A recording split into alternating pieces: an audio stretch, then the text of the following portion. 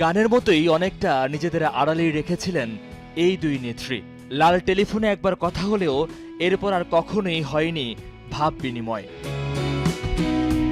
সাবেক দুই প্রধানমন্ত্রী শেখ হাসিনা ও খালেদা জিয়া সেনাকুঞ্জের এক অনুষ্ঠানে দেখা হয়েছিল দুজনার। সবশেষ ২০০৯ সালের সশস্ত্র বাহিনীর দিবসে কুশল বিনিময় করেন তারা। এরপর আর হয়নি দেখা।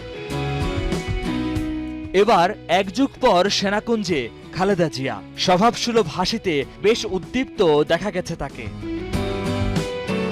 ভাগ্যের কি নির্মম পরিহাস, গত ১৬ বছর একটানা যে অনুষ্ঠানে প্রধান আকর্ষণ হিসেবে উপস্থিত থাকতেন শেখ হাসিনা, এবারের আয়োজনে নেই তিনি। এমনকি ভারত পালিয়ে যাওয়ায় দাওয়াতও পাননি শেখ হাসিনা।